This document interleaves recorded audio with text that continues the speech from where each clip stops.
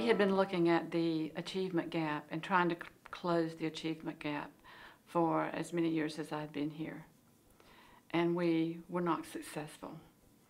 The achievement gap just seemed to be untouchable. So when you start looking at the brain research then, and you realize that birth to age 4, or approximately age 4, are those most critical times in the child's development, then you realize that you have to start trying to plan to do something in that area in order to close that achievement gap. Otherwise, we will be doing interventions that may make some difference, but they're not going to make the difference.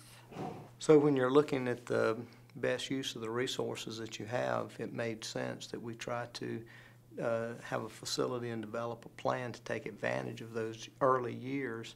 And we really, in that, not only want to help the cognitive development of students with the brains, but also the non-cognitive on having grit and persistence, and also is making connections when parents are really engaged with early learners, to engage the parents to help them know what they can do at home to help their child, and to create throughout our community a sense of the importance of education and early learning.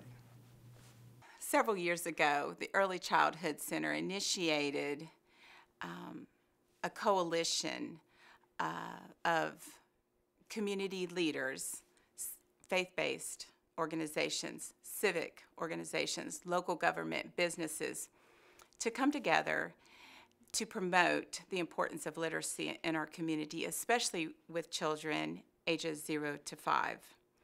Through those meetings, we were able to implement programs like summer reading programs to prevent the loss that is suffered when schools are closed for summer break.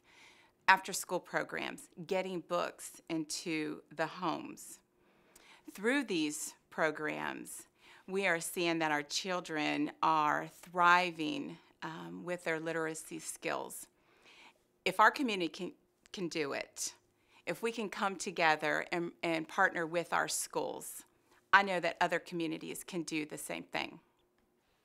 We think it's important to get all groups, as many groups as we can, working together to support the school district, to support progress, for our part of the county. We're talking about church groups. We're talking about civic groups. We're talking about community groups. Getting groups together so that we're on the same page. We know what we're working for, and seeing that it's done. The PALS program has really evolved over the last 7 years. PALS stands for Promoting Achievement, Learning, and Success, and we have seen that lived out in this program. There's 3 components to PALS. The parents come in for a social emotional development piece where we talk about how to build on social skills of our 0 to 6-year-old children, and then we also do an educational piece where they're learning great habits to use at home that will bridge this gap between home and school, and teaching their children to read and components about books and how to incorporate that in their daily conversations with their children. And then the children come in together and they are side by side with their parents and us. We're all there together as a team to help their child learn to read and to be a successful citizen. These parents are amazing. They come from all different backgrounds. We have parents who have struggles with reading themselves and have challenges, and they're right there with their child learning together. And then we have parents who read on a daily basis, but they're reminded of the importance of reading and the importance of literacy.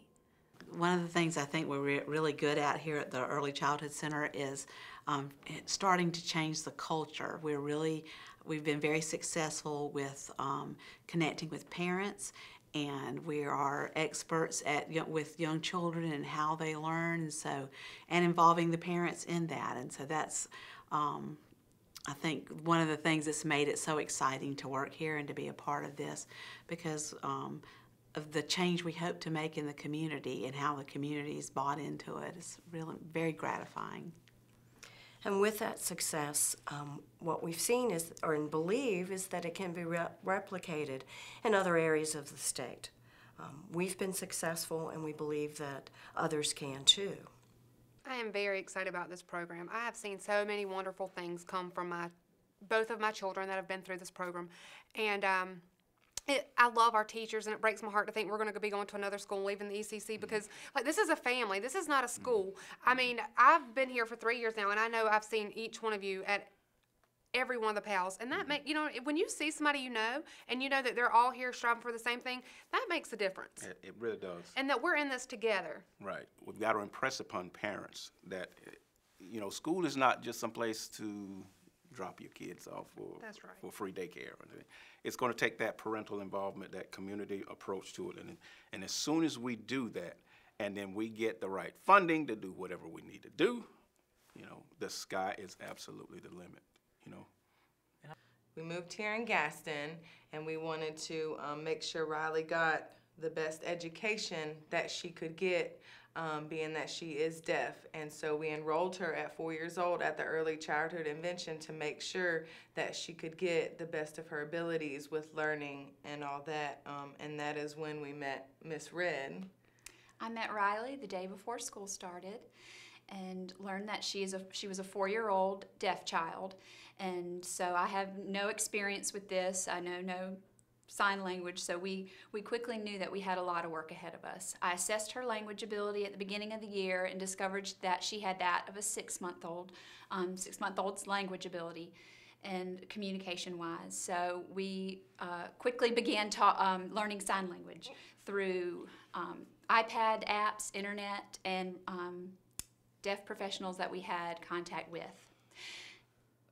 We worked on vocabulary through the whole year and played a lot of catch-up. At the beginning of this year, we assessed her language ability again, and it was that of a 5-year-old child. So she has caught up to where her peers are, and a lot of the work she does exceeds that of her peers. So she has worked very hard and is a pretty amazing kid.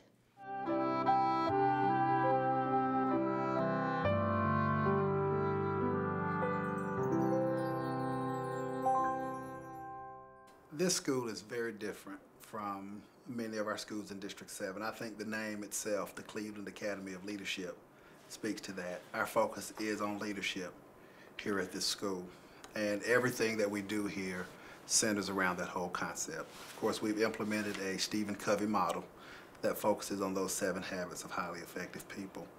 Some other things that are very different, not just in our district, but statewide, we have a 205-day calendar for our students here, so that extended school time sets us apart. And I think you'll find that the robust partnerships that we've established is something you won't find anywhere else. Our community, both the private and public sectors, came together recognizing that education is an absolute critical part of the future of Spartanburg, and we believe the state of South Carolina. And we knew that education by itself could not be delivered in an environment that didn't include a community that really supported the educators.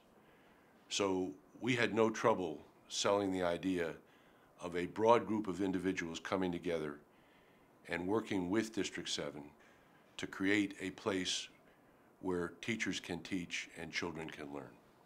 The reason I do what I do is because I know these children can be successful. There's not a doubt in my mind that not every child in my classroom will be successful. This is a basketball. Tell me again. This is a basketball. A apple. B ball. C cat. D dog. They may not be what I want them to be or what Mom wants them to be, but they can be successful what they want to be.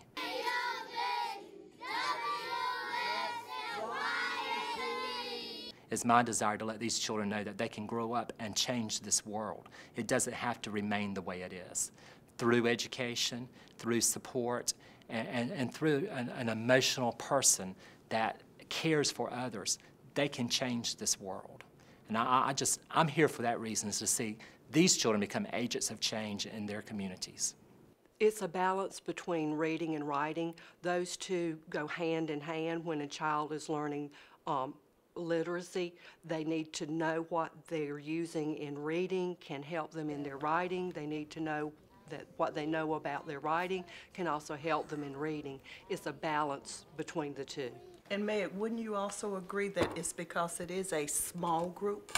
Yes. Then you can reach those students who a teacher who had them in a class of 20 or 25, they're unable to reach those kids who are behind, as you know, not as well as you could in a small group. You can actually get to each one of them. Yes, and provide more instruction in addition to what they're getting in their classroom. Right. Then they're able to get more in a small group that's tailored just for their needs. And we call that double dipping. Yes.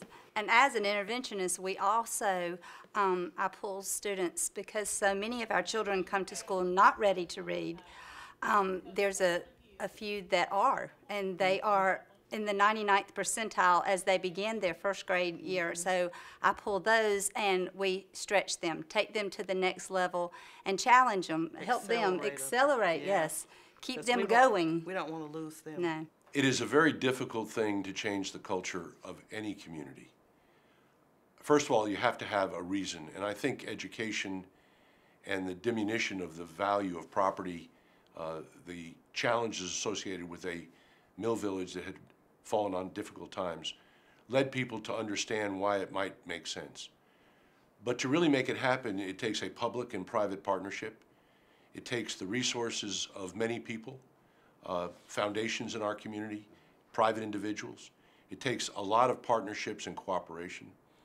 And I think it takes the energy created by some of our institutions in Spartanburg that heretofore hadn't really been seen as involved in these kinds of activities, and encouraging them to either lend us resources or become involved in our group. I don't think anyone in our community has fought us, and therefore it becomes a common goal for the betterment of our young people and for the betterment ultimately of our community.